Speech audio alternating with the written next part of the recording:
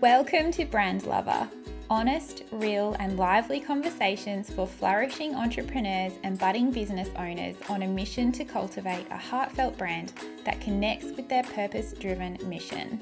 My hope is that you walk away feeling inspired and refreshed with a weekly takeaway in your back pocket that you can apply to your life or business.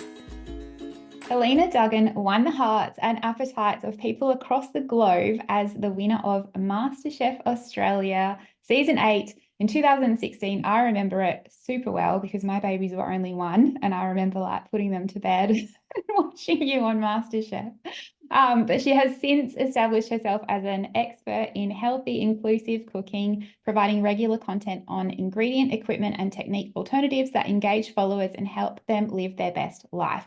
She also now consults with hospitality industry stakeholders on how to make their menus and spaces more inclusive to people of difference. So thank you so much for joining me. I just want to say Absolutely. because it's been a long time coming. I know that you are one busy lady, and I'm so grateful for you for dedicating your time with me today. So welcome. Well, a certain amount of busyness and a certain amount of nervousness avoidance. So it's a good combination of both, because I like talking about other people and what I do with them, but it's harder to talk about myself often. I understand. Especially with people that I know. Because it feels like there's separate chapters of my life. I get that. Yeah, this is a little bit of a crossover, and we'll get to that in a minute. But I would love for you to share just an intro in your own personal words, like who you are, what you do, what your life's like. Just paint a little picture of, for those that don't know you all that well. I think the biggest, heaviest, most important hat that I wear at the moment is being a mum. I have a 2.5-year-old and a 4.5-year-old, and their being, their experience, their goodness, their health, their joy tends to be the basis of where I make all my other decisions and how it's going to impact them. Outside of that, I also teach in a high school with the most incredible staff and students, and we run special programmings there in food tech and in hospitality. But it's kind of disguised because it's really a course in leadership and life skills and resilience. And we just happen to have everyone's hands and mouths busy doing yummy things and making yummy things. Okay. Because food is a great vehicle for social change and discussions and therapy. And that has been sort of, I guess, the basis for a lot of what I've done over the years, education and social impact through food. Before MasterChef, I was a creative and performing arts head teacher in high school.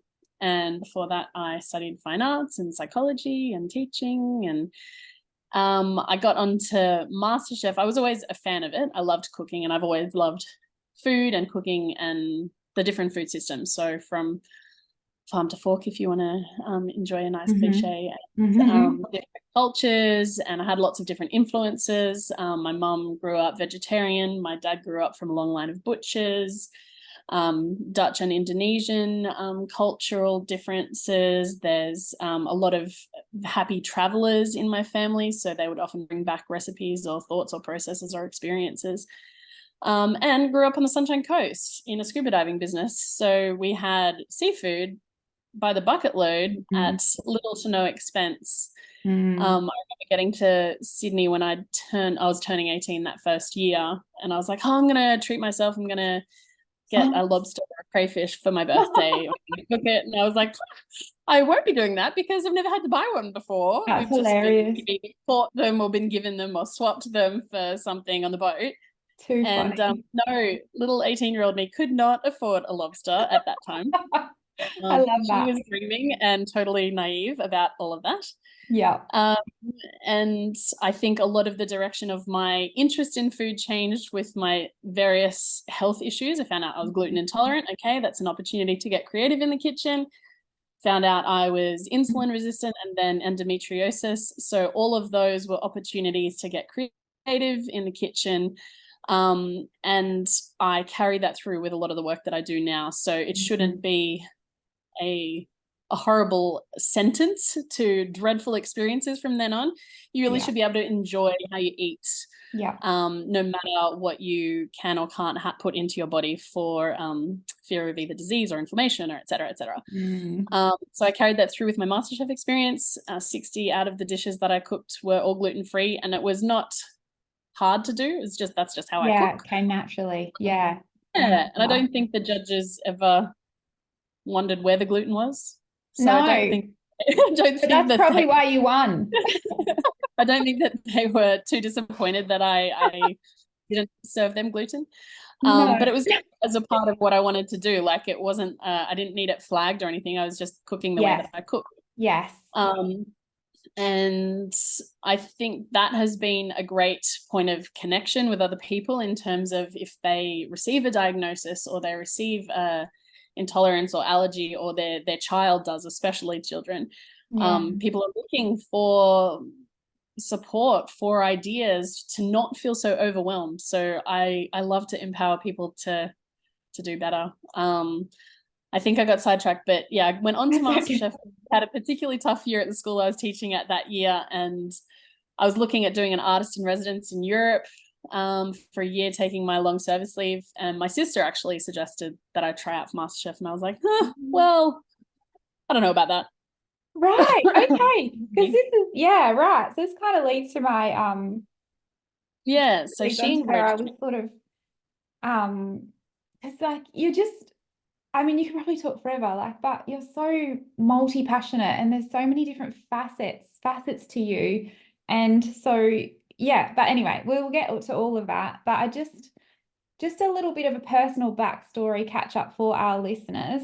Yes. Elena and I know her as Ellie. I was actually just talking to her before recording. I've never actually said her full name, Elena, before. It's always Ellie to me. So I was feeling self-conscious about that. We've known each other for over 30 years, and that's like scary to say out loud. But so to me, you've always been very creative. You've always been like quite adventurous. And your career, like, you know, as you speak about it just you can't stop talking because it's like this, it's like it's been full, right? Yes. So so like, how you mentioned that you were not that happy in your job and you were thinking about doing other things. I wouldn't say not so happy. We just had a couple of significant community events really pull from my personal cup, and I had very little left to give anyone else at that time. I understand. And I didn't want to be a teacher running on empty. My students deserved more than that, and I wanted to enjoy the experience. So I needed to find a way to fill that cup up. The first audition I did was so much fun, and actually my paperwork kind of got lost, so I didn't get much notice, which in hindsight was good because I might have got too nervous or overthought it before I went in for that audition. I had about 24 hours notice, and I was like, okay, I'm coming in to do a mystery box. Right. So it wasn't much. It was so much fun. So much fun. I made it to sort of approximately the top 50 unofficially, and the production team asked me if there was anything that would prevent me moving forward. And I had this really unusual feeling, and I just said, if my Opa got sick, I would have a hard time not being around to support my family. He wasn't sick at the time, but he passed away 2 weeks later with very unusually.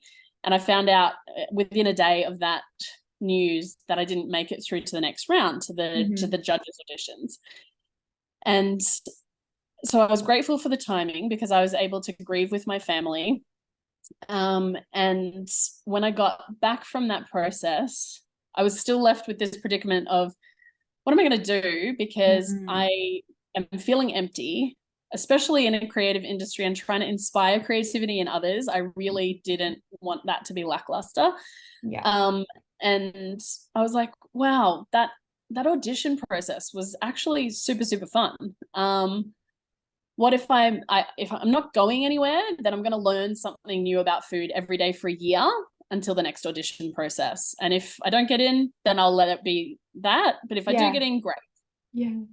So if I was in a supermarket or a farmer's market or whatever it was, if there was something that I didn't recognize, and I'm talking like main key ingredients, not ultra processed foods, etc., things that I can actually use to cook with.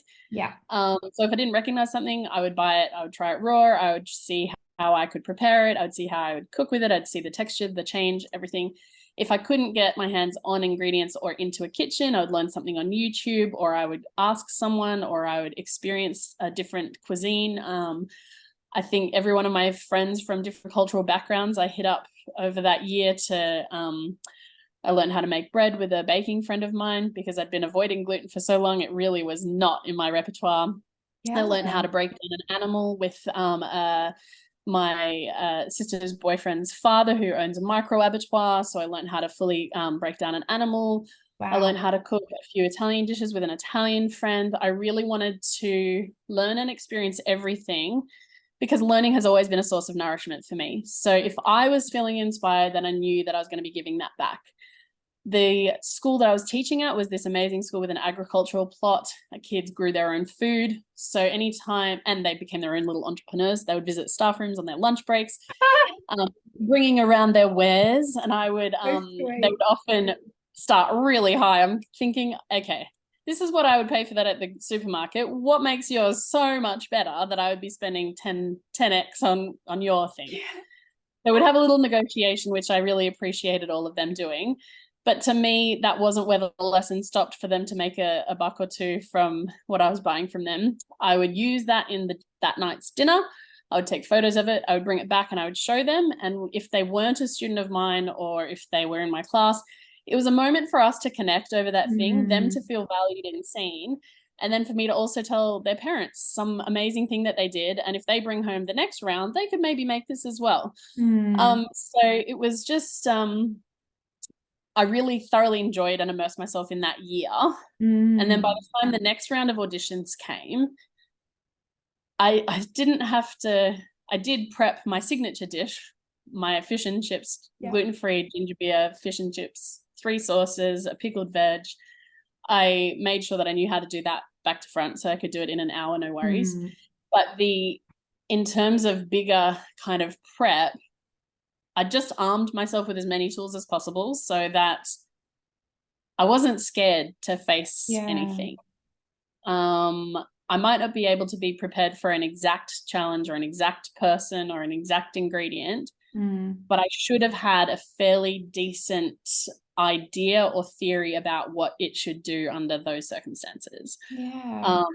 So getting into MasterChef that year was kind of an extension of that because you're then in a house for 8 months with food-loving people, with only food books in the shelves, with only food channels on the TV, with only like we had stocked fridges, stocked pantries. We had to do family dinners, so each room would take it because you're living with 24 people. Each room would take it in turns weekly to cook dinner.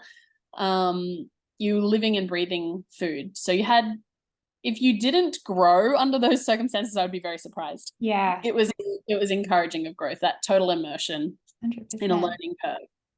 So that's kind of what you see, such a 0 to 100 growth for so many of us. Yes. You don't have like an incubator, isn't it?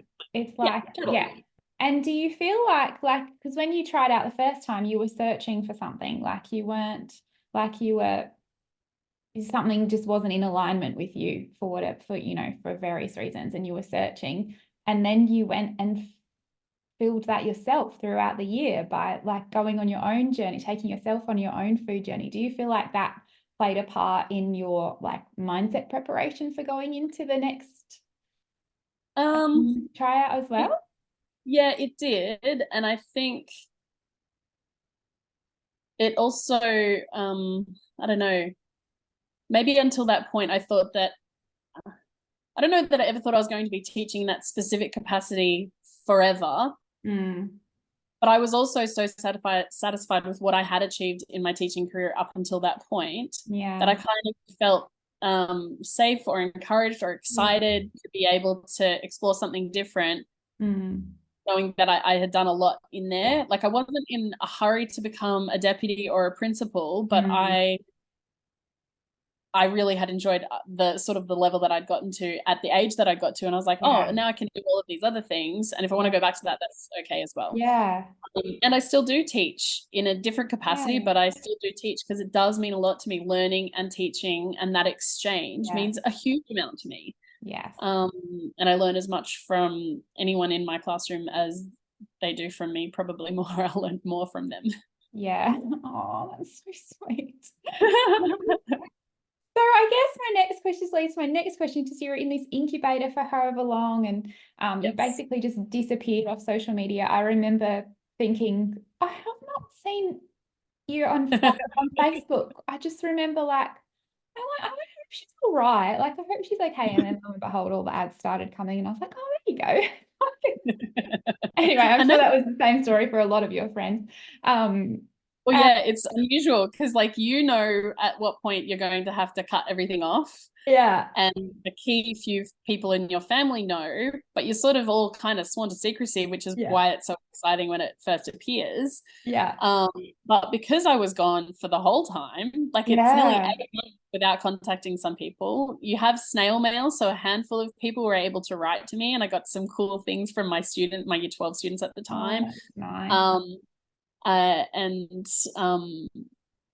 yeah, it's when I remember one time, so we went to California for one of the challenges, and we briefly had to turn our phone on for something, and I just saw hundreds of messages all come in and then all disappear. So I still don't know if anyone like sent me something then that Yeah, gone forever, because your phone was off for such a period of time. It just went into some mega glitch and just yeah, it all disappeared. But I was like, yeah, some people probably thought that I was really unwell, because even though what I was posting was fairly cheesy, I was still fairly regularly in yeah, contact with people online. yeah, Um, yeah, very unusual. And then when you do get out, you still have to kind of be in hiding for 3 months. You're not allowed to yeah, have like a public image, because between like filming and airing is a chunk of time. yeah, So that was yeah, interesting process. yeah, yes, it's all foreign to me. So at what point during this journey that you were on, did you like, did you make a decision to steer your career towards food? Or was it just a natural thing because you won MasterChef? Or like, was this a conscious decision, or was it just an Um, evolution of you, of the next version of you? I think that the main fuel was interest and learning, and how the learning made me feel. All Mm, of that was very positive. mm, And cool. I don't have a very business savvy mindset or perspective, so I Mm, didn't really know what was fully possible. Whereas yeah, other people that were competing against me, which I still find hilarious, because to me it did not feel like a competition. Like, you understand it all, but I'm not a very competitive person. So like, I always wanted everyone to do well. yes, Um, and I would cheer for everyone, and not everyone was into that. People would be like, oh, oh, well, I want everyone to do well. But the other people had very clear business plans that they were putting in place during that process. So we had wow. 2 10-minute phone calls a week, and then when you got to the top 10, you got an additional like screen. I don't know even what it was then. It might have been Zoom back then, but yeah, Yeah, a screen call on a Sunday. And a lot of people spent all of that time business planning. And I was like, oh wow. no, I need the support of my people. Like, Yeah, and it just didn't enter my brain to be doing that.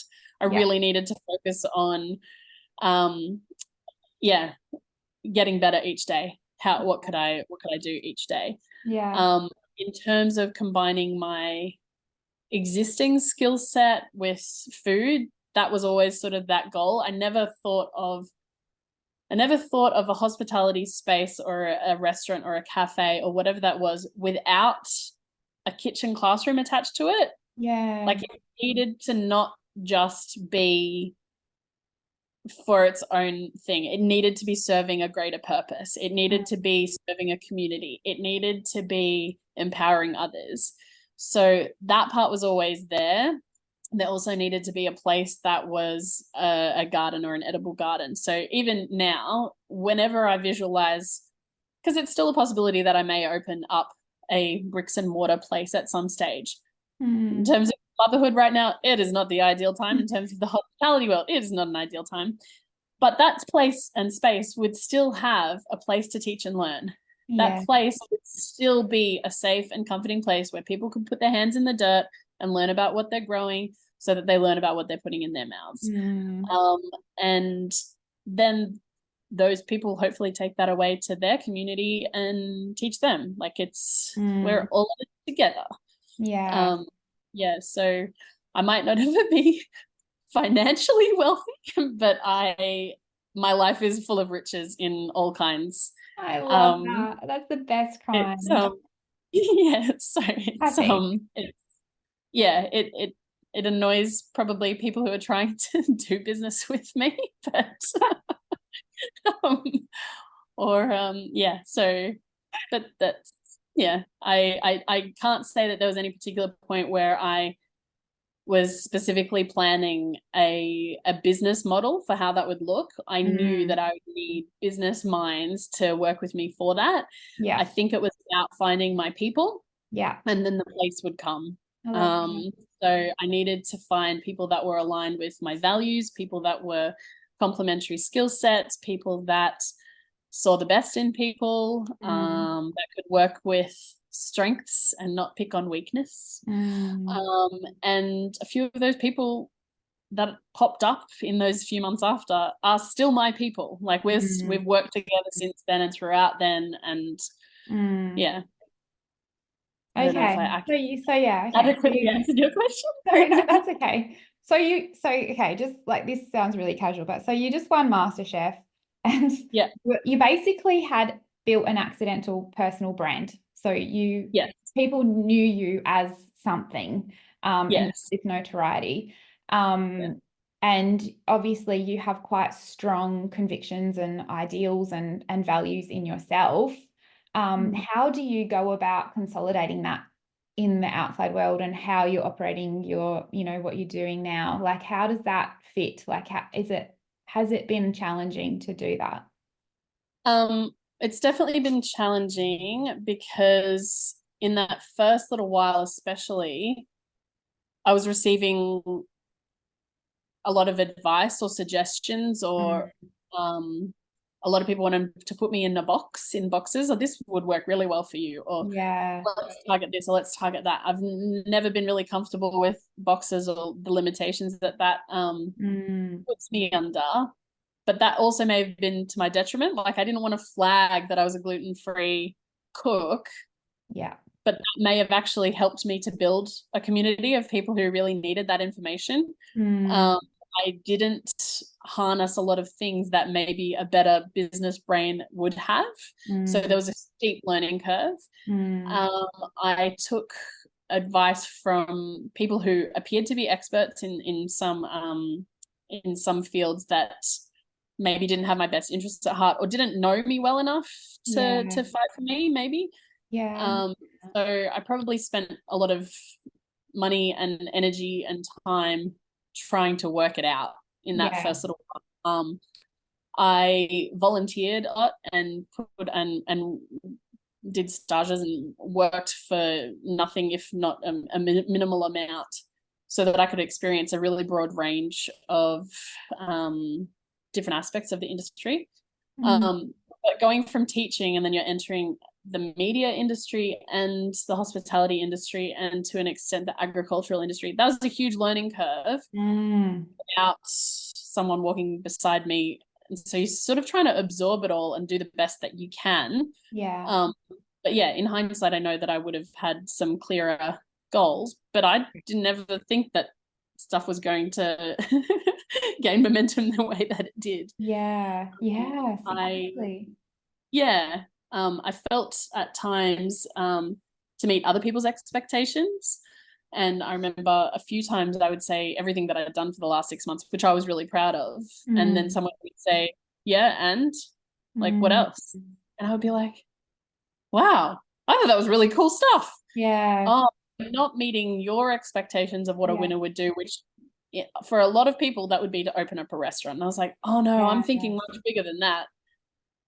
but I'm taking the steps to get there because it's all new to me. Like, Yeah. it, yeah, and I want to be doing good along the way. Yeah.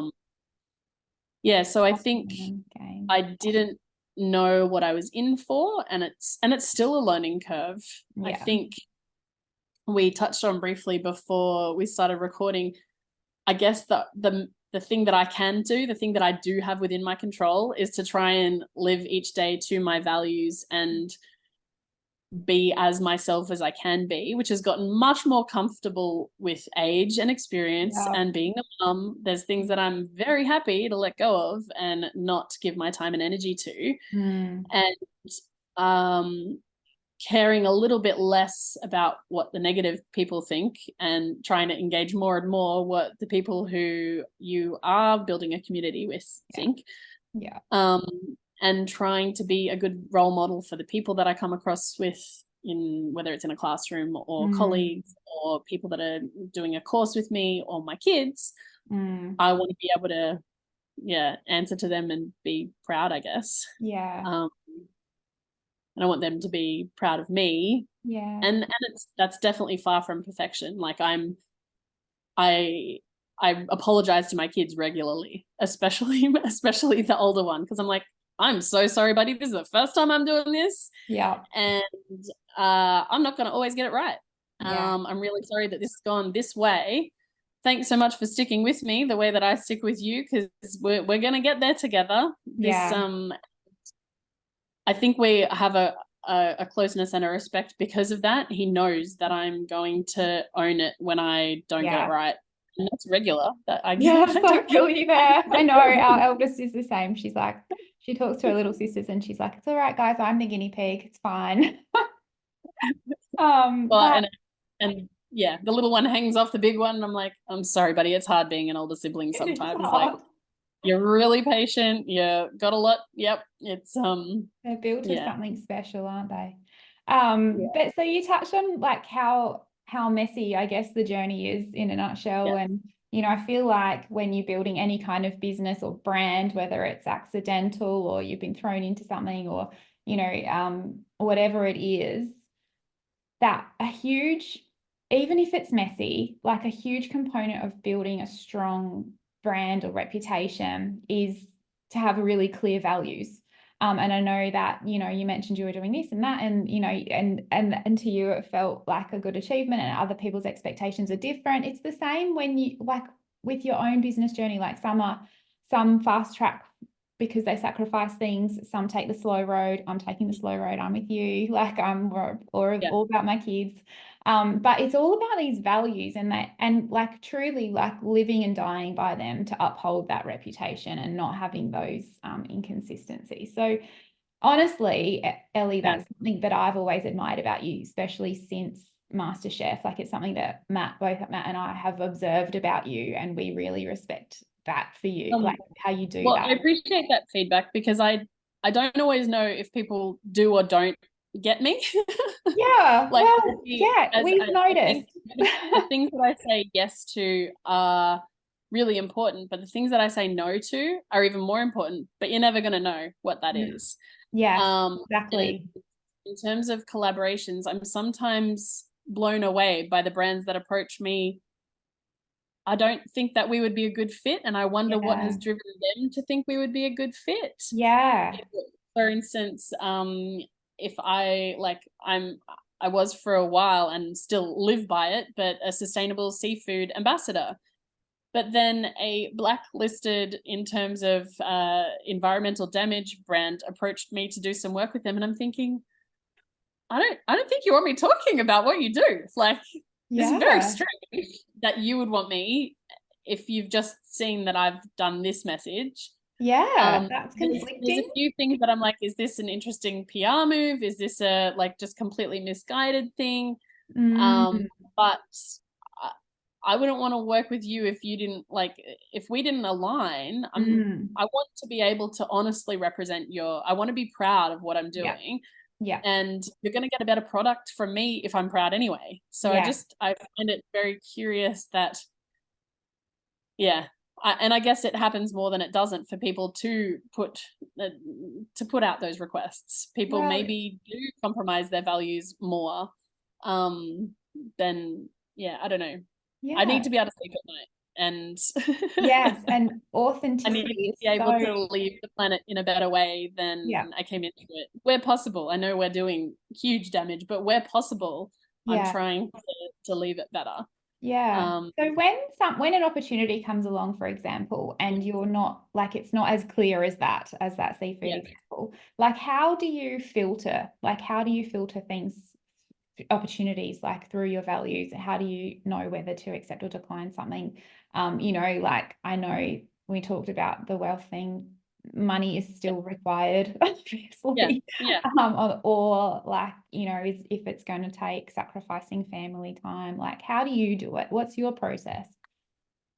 Um, Definitely with the kids, I tend to have a quick discussion, a family discussion, like, is it worth Yeah. it for my time? Is it worth it to take time away from you guys? Is there the Mm, opportunity that we would be able to do something together as a result of this? Is mm, there because some work opportunities are happy for me to bring my family along if it's something that requires travel, and mm. they get to experience something, and that's going to enrich their lives, and they will also like I there's things like that that are really great. In terms of collaborations that maybe they're a startup, maybe I really see a lot of value in what they're doing. Maybe I might be willing to do something for less because my belief is so strong and I want to lift them up. Mm, Um, then that's there beautiful. are other things that I discover on my own and I just love, and I would be happy to do a shout out. Like it's Yeah. whilst I have uh, sort of a monetary value or a quote put on different parts of my time and different parts of my creative skill set and things like that, Mm-hmm.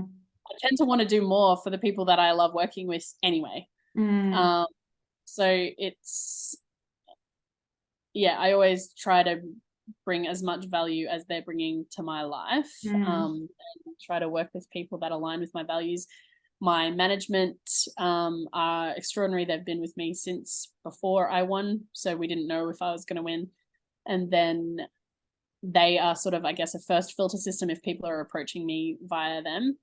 mm, And they often will give me a bit of a pros and cons list, and sometimes they may not know enough about something, so they ask questions. mm. Some brands are not very forthcoming on their own advertising, on their own websites, etc., etc. So sometimes I can do a little bit of a deeper search to see if what other people think or what the experiences Mm, are, or if there's any negative concerns in terms of people that are impacted or environment that is impacted, or um, yeah, they need to be doing enough good for me to be able to consider working with them to start with, I yeah, guess. yeah. Um, that might be like I worked with a brand last year and I was so excited that they were size inclusive because I myself am 6 foot and a very curvy person. And it's Mm, not always easy to find glamorous, comfortable, bright, vibrant, fun clothing. yeah. So that straight away, I was like, oh, if they're considering everybody in terms of inclusivity, this is great. I can easily Mm, get on board with that. mm. Um, and I would have a bit of a curvy following, and I met even more amazing curvy people doing that Yes, thing yes, that I it wouldn't have met builds your otherwise. community. Yeah, Yes, yes, which yeah. was the most exciting, unexpected thing to come out of that. I was like, oh my god, I met all these amazing women, That's and beautiful. they dress so beautifully, and I feel like a bit of a toad most days in terms of my understanding of fashion. I'm creative in a lot of areas. Fashion is not one of them. But yeah, learning from these other beautiful women, I'm like, oh, this is so nice. And it's also so nice to be reminded, like, to enjoy our bodies and to move with Yeah, joy and to, yeah, especially in those early years of motherhood, it's and totally. pandemic life and all of the stuff. And it's just, yeah. Yep. And that leads me perfectly to my next question. Thank you very much. Um, so you became a mother, like, was it 4 years ago? Just over 4 years ago? Nearly And five. Nearly Yeah. 5. Nearly 5. Yeah, he'll be 5 Gosh. in June. Okay, my goodness. All right. So how has entrepreneurial life pivoted for you since you became a mother? Like, how do you juggle your workload and prioritize projects in between, managing Yeah. life and your family? So I found out that I was pregnant with Jonathan the same within 24 hours of me getting my contract to host my own TV show. And I was like, I wonder how this is going to work. And we didn't even, we thought we were going to have some medical assistance to be able to fall pregnant. And I'm very, very grateful that I was had fallen pregnant naturally. Wow. But it was a bit quicker than we were expecting. Like I was in the Yeah. process of monitoring my body to know Yeah. when we were going to be able to try for IVF, and then no Wow. monitoring was required. Wow. But it did mean that for more than half of that pregnancy, I was flying back and forth for Melbourne each week to film this TV show. And Mm, it is one of the most joyful experiences of my life, I think.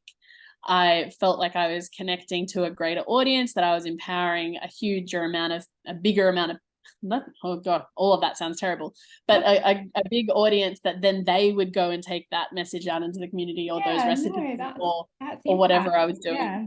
And I loved that. And I was exhilarated and I was energized. And it was just so joyful. And I love also now that Jonathan can watch that and know that I'm pregnant with him Yeah. during that show. And so I guess the first part of like it stopped filming, and I think I had him 2 weeks later. Like it was, Wow. and so I knew that I wasn't going to be filming the following season. And I absolutely love TV, and I hope that it comes up again for me when I'm ready and people are ready to Mm. have me and I've got something important to say and share. Mm. Um, and but it was definitely a very clear line of, okay, well, that has to pause, and Yeah. this is what it is now. Yeah. And there's been a few moments, very much so during MasterChef, because it was so much unexpectedness. But I Mm. just had to surrender to the Mm. parts that were out of my control. I had Yeah. to surrender to the surprises that were incoming. I had to surrender to the challenges that may arise. I had to surrender to a different environment. I had to surrender to people that were around me that I may not usually want to be around, and vice versa. Mm. And becoming a mum was so much about surrendering. There's Yeah. so little that is within your control. Yep. Yeah. um, and he was my best little mate. So it was like Yeah. the first 6 months especially was just so awesome. I loved it so much. Oh, it's amazing. But there are those few little moments you're like, well, how is this gonna what happens next? How do I do the next part? How do I Mm. balance this out? I did a few smaller jobs here and there during that time.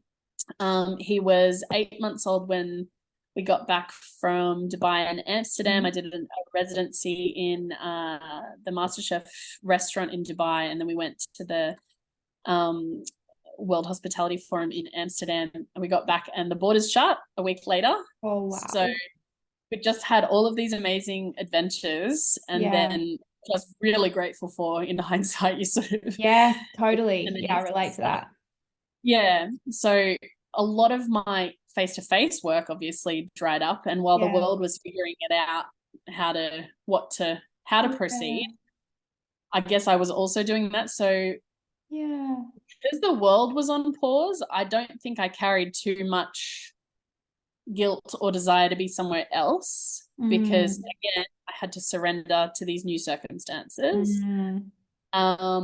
There was a number of, I did a few virtual classes, but a lot of that was for charity, in terms of there was a lot of people in huge need during that time. So Yeah. we tried, as Yeah. Eric and I felt very fortunate in the position that we were in good health, in a home that backed onto gorgeous land. So we didn't feel as isolated as a lot of people did in the world. We can like be in nature. Yeah. You could go So outside. Yeah. yeah, that was one thing that was an easy yes or no for that sort of year, 18 months after Yeah. that. How can we help with the Yeah. resources that we've got? Oh, I can do virtual stuff. That's great. Beautiful. So that's a really big part of what I like to be able to do. I still volunteer for Cultivating Community in Melbourne. They manage all of the community gardens from a distance, obviously. But if I see people doing things amazing with purpose and I can help somehow, I love that. I love it. Yeah. So in terms of the pivot, definitely TV was off the cards at that time. Had to sort of try and figure out how to build my brand, but also connect with people. I did my own podcast for 10 episodes. I would have loved to have done it more. By the time I was recording maybe the 10th one, I was pregnant with Fraser. So again, it was like we're pausing right now. So that was also so joyful because we were interviewing people who were having positive social impact through food worldwide, and a lot of people who had made significant pivots during the pandemic in order to feed more people, which I love. So it definitely, the shift from MasterChef of being refined, high quality, fine food for a few became amazing, nutritiously dense food that was accessible for more. Like it had to be about the quantity, not just the quality anymore. It was definitely the combination. And yeah, I still did a little bit virtually. I was able to, as sort of, I guess, restrictions eased, I was able to do bits and pieces more. And I started teaching back again February last year, once a week. And I love being in the classroom again. I love it. How wonderful. So that is, again, that cooking, life skills, etc. When they've got their hands busy and they're learning amazing things and they're learning to feed themselves. So it's sort of gone bits and pieces. Some of it was out of my control. Some of it I just sort of moved with it. And I don't really know exactly what's next, but I've got lots of ideas. Okay, so that's a great segue to my last question. So a lot of my listeners are mums who have businesses at home, working their business around their family and vice versa. To me, ideally, it's the family and lifestyle making the business work for you. But if there is a mum at home listening now and she's feeling conflicted about maybe there's a few pathways that she can take, she's at a fork in the road, like a few opportunities, like what would you say to her? Like, I know that you're in a similar position, but you've had years of this kind of life before you, of not really knowing what's ahead. It's a tricky situation when you are facing a bit of a fog. So what would your advice be to her? I think the main thing is to connect with other people. The first, like you got to have some people to either bounce ideas off or to be able to vent, whether it's in business or just life. Like you got to have a handful of people, at least a handful. If there's more, great. If they're in different lines of, like, they may be able to go, oh, well, yes, no, maybe, or whatever it is and none of them may ever have the answer that you're looking for, but they may spark something in you that helps you to feel the weight in the right way, I guess. I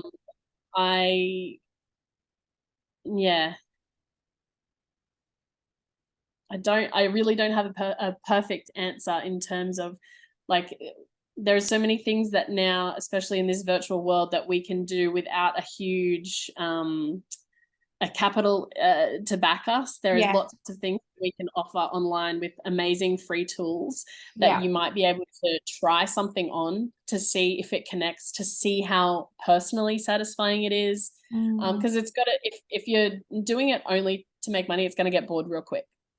You've got to be doing it for the why. Like, why do you want to do that? Why, and is there a way to offer that service, to try it on before you fully commit?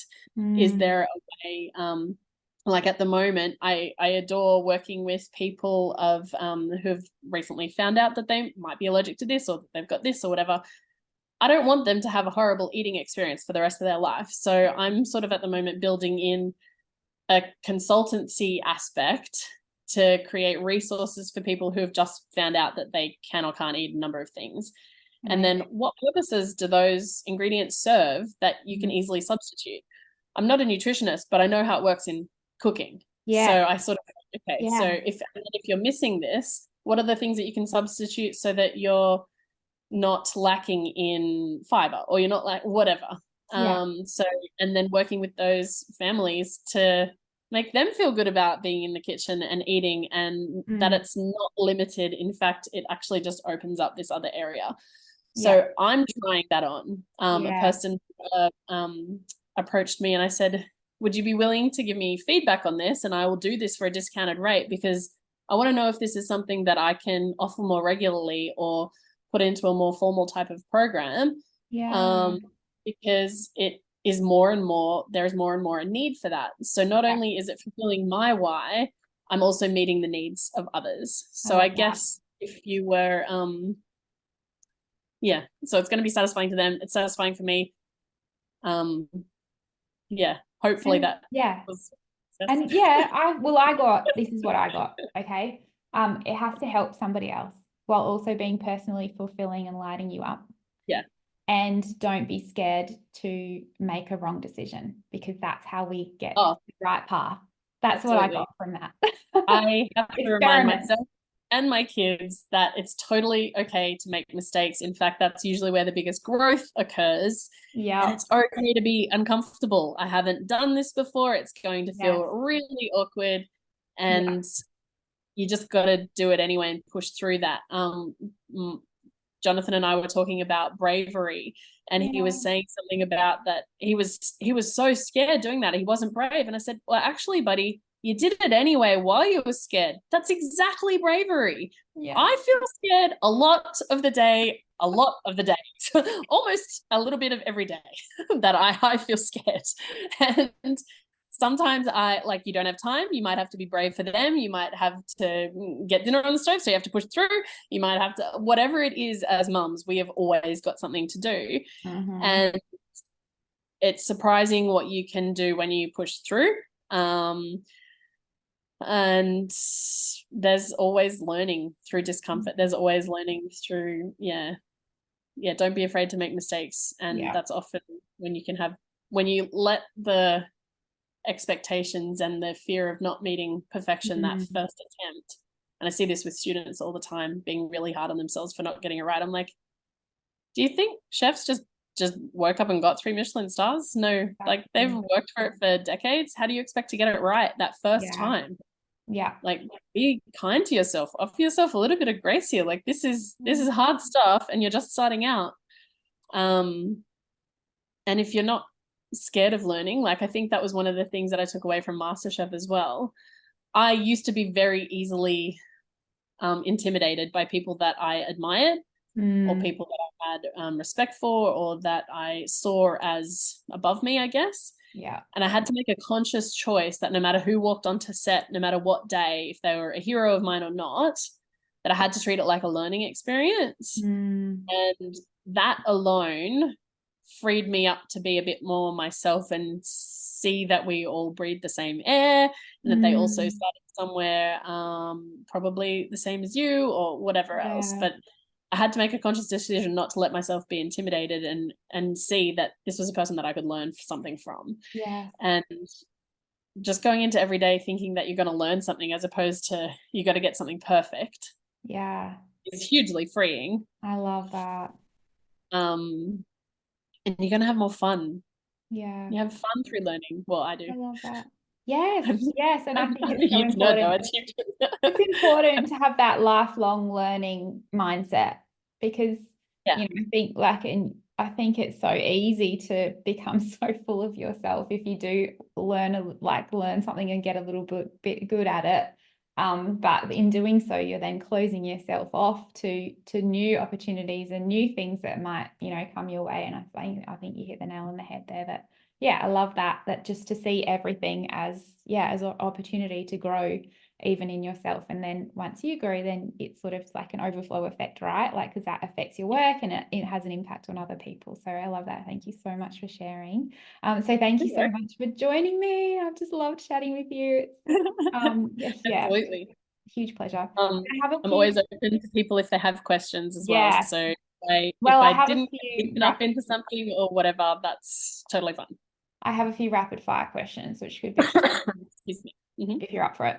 So I'll just say a word and then it's just whatever pops into your mind first. All right, what's your favorite app? My favorite app? Yeah. Oh, I'm probably using CapCut the most at the moment. CapCut. Yeah, My daughter uses CapCut. that. Yeah, so Showing me all these I mean, videos.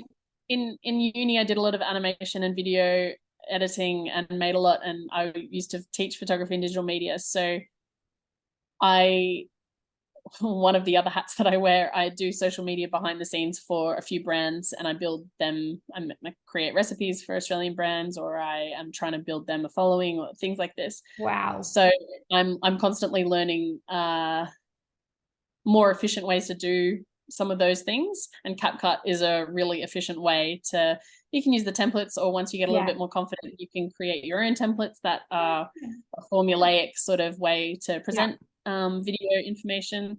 So probably use that the most at the moment. It's a little bit exciting. Yeah. Cool. There's lots of video editing tools, but that was the first thing. And Awesome. not so rapid fire. Sorry, I gave you a No, it's totally full fine. It was paragraph the first afterwards. one that came. All right, we'll keep going. We'll try really hard with this one. Time of day. What's your favorite time of day? Oh, I do enjoy morning snuggles with Fraser. He still sneaks into my bed, and I always get a moment to just sort of breathe him in and hope that it lasts forever. Oh, I love that. It's so sweet. All right, favorite exercise. um, I would have to say, like, this is so daggy, but I love squats. Um, in I think it was 2013, my sister and I did Squat-a-geddon, and you had to increase the amount of squats that you did every day for the period of a month. And then we walked 20 Ks a day in Europe for a month after that. And we did it with ease because You did all the squats. our core strength and our bodies were so happy with all of these squats. But if I am sitting at a computer desk, like I've got a stand up and sit desk, but if I'm sitting for too long, if I just get up and do 10 squats, the blood goes everywhere in my body and I'm awake again. If I've been sitting in the car for too long and I just have to take 5 minutes to myself, I can just do 10 squats if I go to the bathroom or something, or just in the service station car park, 10 squats. You can feel it everywhere in your body. You can add different things to it to get a better burn if you wanted to. I sometimes do it while I'm holding my kids. They think it's hilarious. If I'm at the gym, it might be between like the bike and the treadmill, I'll do some squats, or between the shoulder press and the chest press, I'll do some squats. It just keeps your blood moving and your body strong and your core engaged. I That's have so to say, I was not expecting that's in all of 113 episodes. No one's ever said squats. So thank you for I that. also love swimming and basketball.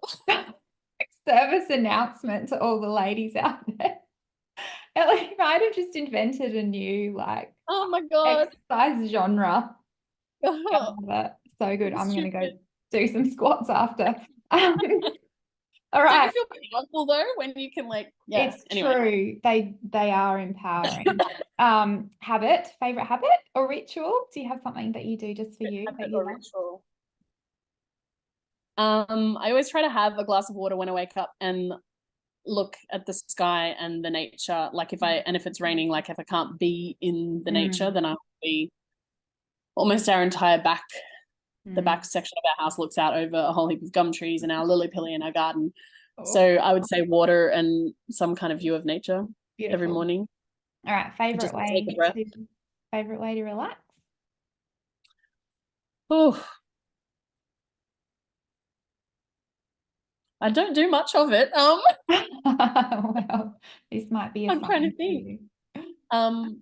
I don't mind a bit of like literally just TV in the evening after everyone's asleep, and I can usually hear them all breathing, and I usually watch something that's a bit too heavy, but I like just half an hour or an hour to myself after everyone's gone to sleep, just to switch off, zone out. Yep. I get that. Yeah. All right, last one. The garden. Favorite thing about your business or your personal brand or your ecosystem that you've put. Whatever it is. People. Yeah. Yeah. I've met the most amazing people, and people more often than not are so generous and kind with the way that they want to connect with you and the way that they want to give you feedback of how you've impacted them. Mm, And it wouldn't exist without people, first of all, watching MasterChef yeah. all over the world. Like, it goes to like a stupid amount of countries. I've been all over the world and people will tell me stuff. Like, it's people Amazing. and connecting with people, and yeah, Yeah. it has brought the world closer. Like, it's smaller because of that. So I get to Yeah. meet conversations with people from all walks of life, all ages. Like, it's yeah, the people. Yeah, I love it. So good. So speaking of people and conversations, where can we find you? Where are you found? Across most social media channels, Elena Joe Duggan, usually with underscores between the Elena, Joe, and Duggan. Um, and I'm hoping that there'll be a book published soon that everyone can get their hot little hands on. That But is it's super exciting. still in the process of pitching. So it's I wrote it, majority of it, in October last year, and it's just a constant revision to try and excite the right publisher. Yeah. Well, And you've put it out there I now think and it you've needs declared to be it. out So there. I believe that's going to happen. Yeah. So it would be nice to be in everyone's homes in that That would be sense. amazing. I would love to have you sitting on my coffee table. I can see you every day. If you want some gluten-free recipes, I think my season of My Market Kitchen is still on SBS Yeah. on demand. Like, you can still watch that. Cool, cool. But yeah, feel free to reach out if I've hit anything that has meant something to you, or if you want more information, or Yeah. yeah, I'm always happy to have a chat. Amazing. Thank you so, so much, Ellie. If you found this episode inspiring or helpful, I invite you to share the link with another woman in business or someone who needs to hear this message. Every woman we can support to grow a meaningful, profitable brand is another woman who is free to live a purposeful life for herself and be more present for her family. None of us are alone in the challenges we face in business, but the solution can start with a gift from someone else, and it could be a podcast episode just like this one. Thank you for listening.